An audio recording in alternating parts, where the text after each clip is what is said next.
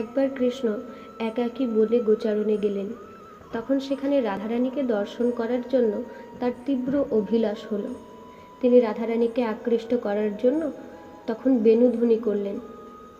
রাধারানী তখন তার সখা সহচরীগণ সহ সেই নির্দিষ্ট বনে এলেন কৃষ্ণের সঙ্গে সাক্ষাৎ করতে।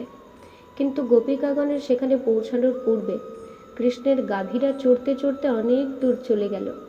কৃষ্ণ তখন সেই হারিয়ে যাওয়া গাভীদের খুঁজতে গেলেন। যখন গোপিকাগণ ওই বনে পৌঁছালো, তারা কৃষ্ণকে দেখতে পেল না।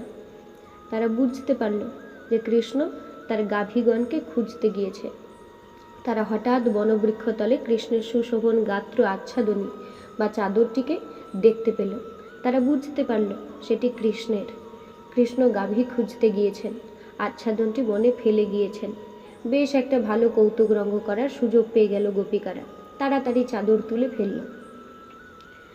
কৃষ্ণ ফিরে এসে তার আচ্ছাদনটি খুঁজতে লাগলেন, কিন্তু কোথাও সেটি দেখতে পেলেন না।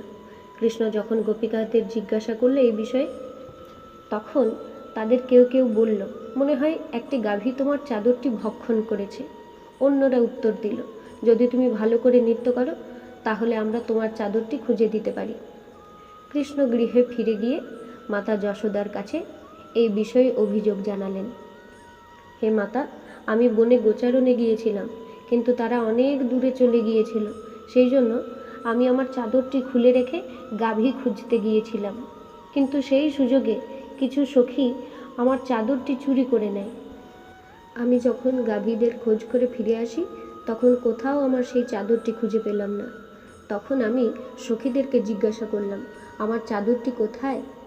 তোমরা যদি নিয়ে থাকো তাহলে আমাকে সেটা ফেরত দাও, ওটা আমার চাদর। একজন সখী তখন বলল, কানাইয়া, আমি দেখলাম একটা গাভী তোমার চাদরটি খেয়ে নিচ্ছে। হে মাতা, বলো তো, সুহৃদয়ে কোনো গাভীকে এইভাবে কখনো আমার চাদর ভক্ষণ করতে পারে? অপর কোনো সখী বলল, কানাইয়া, তুমি যদি আমার সামনে নৃত্য করো তাহলে আমি তোমাকে একটা নতুন চাদর দেব। মাইয়া, এই সখীরা নানাভাবে আমাকে বিব্রত করছে।